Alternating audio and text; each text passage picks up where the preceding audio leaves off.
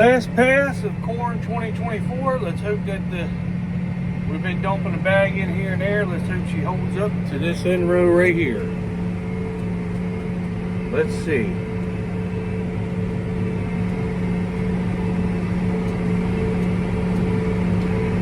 Please make it all the way down, because I don't want to have to open up another $300 bag of corn just for this.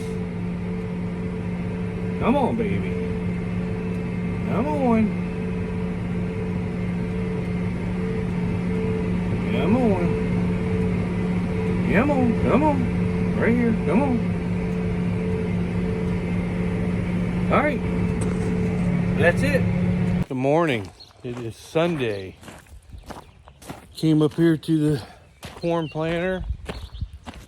I got all the seed dust out, all the corn clean out of the little hoppers. Seed this. I always take them out every year so they don't get warped in there. You get a 5-gallon bucket, 16 seed discs fit perfect inside of it and keep them flat. Then I went ahead and emptied the things out. I got most of it in the bag. I think I had a half a bag left, so we did pretty good on the seed. The rest of it in these corners, I'm just gonna clean out, get on the ground. Most of the time, that's the stuff that's a lot of talc and stuff on it.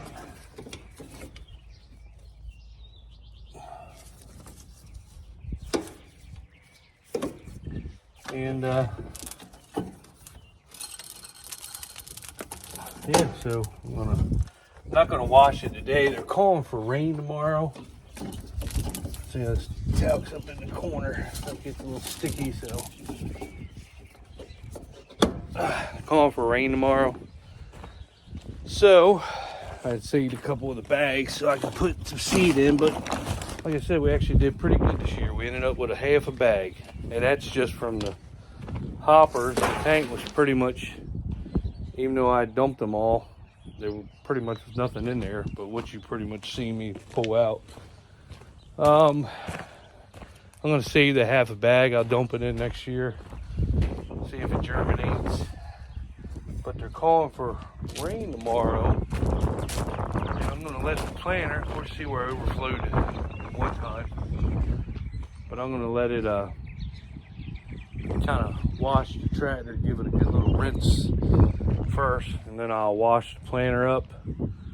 I always wash it like this so I can get everything pretty good, and then I'll wash the tractor, then I'll pull it up, open it up so I can hit all the inside stuff. And but when they call for rain, I really like it to rain on it.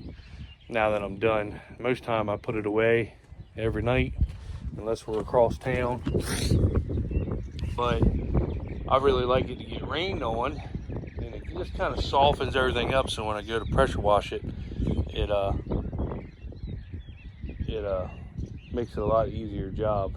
There's a lot of little nooks and crannies here to wash. So then I'll get her washed, get her unhooked, and hook up to the bean planter. But it's Sunday. Tomorrow my son graduates from lineman school, so I'm gonna go to that. Congratulations to him. He's done pretty good. You know, there are people that put all your electricity in and all that stuff, so that's what he wants to do. So he got set up a long time ago, and he's been in school and he passed, so I get to go do that. And then he starts his CDL. They also offered the CDL to get his CDLs in the same class. And in Maryland now, you can't get your CDLs unless you go to a community college and take the CDL class through them. It's all about money. But he got to qualify for a government grant. So I think it's like $5,000 or something if you go to pay for the test, but he qualified for the government grant and got selected. So he got the lineman school for free, and then the CDL school for free. So because he qualified for it, so good for him. I know there's a lot of paperwork involved and a lot of interviews and selection process, but he starts at June 24th. So we're going to keep him on the farm, keep him a little busy until then, until he goes to school for that. So very proud of him. Very proud papa. start teaching him some things about the farm. He's never really been up here too much, but time he starts learning and stuff like that. So anyway, that's just what's going on Sunday. I'm gonna shut these hoppers here, let it get rained on. I'm gonna go home and hopefully we get some rain tomorrow for the crops. And our wheat looking really good, hitting out beautiful, a lot of it, so that's good. That's coming along nice. So hopefully it gets rained on tomorrow, and then I'm going to wash it, put it away, and hook the 1631 bean planter up. And I got some work. I got to put an air tank on her. What else do I got to do to it? Probably just check her over. Other than that, so she should be in good shape. But yeah, anyway, all right, everybody have a good Sunday. All right, so I got the sprayer in here, and the tube, as you can see, is kind of collapsed. I'm thinking that's why my inductor was having such a hard time sucking in chemical. It goes here like this. So I got a new hose. So I'm going to put the first piece on. This right here, it calls for 12.7. And ever since we've had it, it's been like that, but it's worked. I don't know if it's getting worse when you use thicker chemical, but I got a new piece and it calls for 12.7 inches, and this right here was 13 something. So I'm thinking it was too long, calls that bin. Stuff was hard to get through. Maybe, I don't know, I hope so. I mean, the pump works, everything sprays good. It's just when you go to load chemical, it goes so slow. So I'm gonna put a new one on anyway, and see if that works.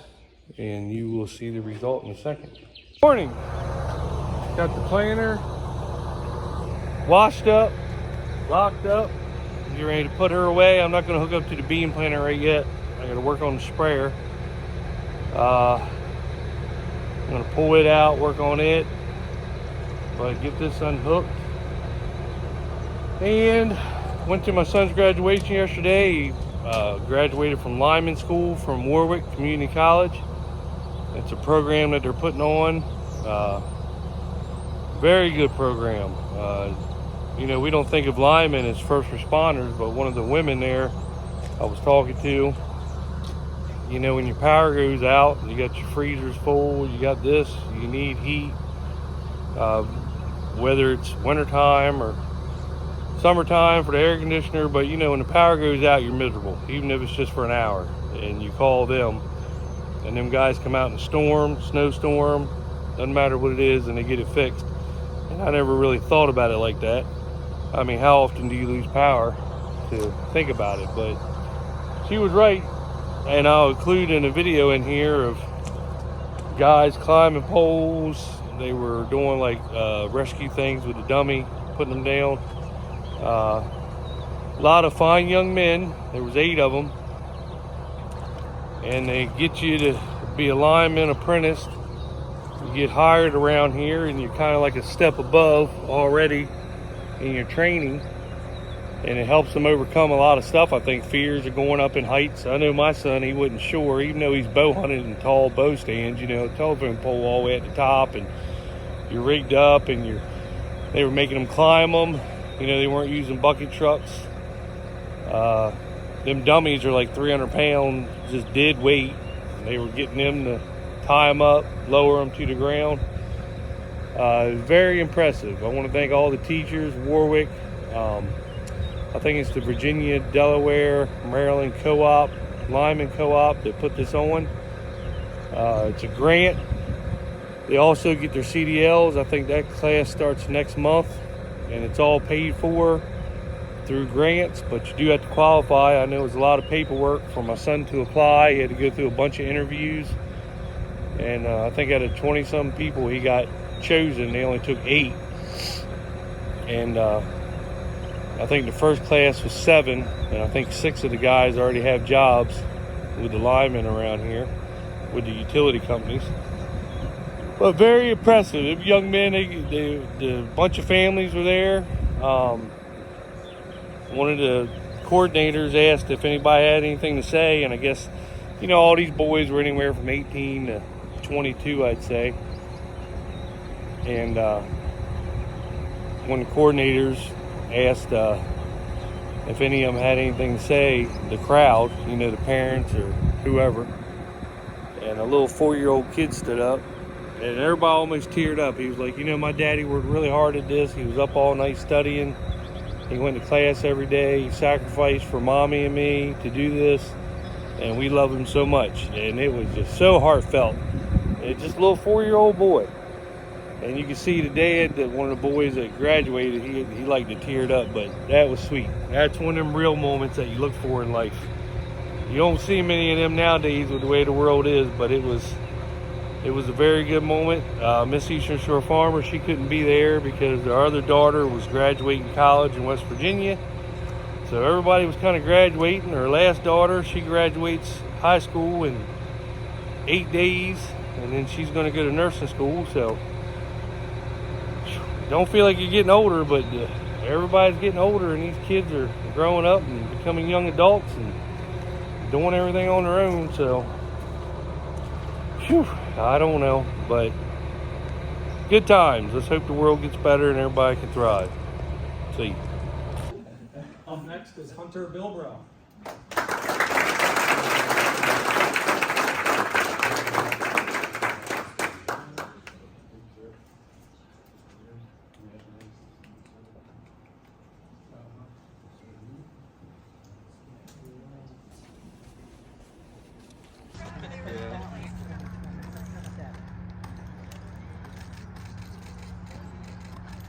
I don't know if that's Bill or Bob. I didn't.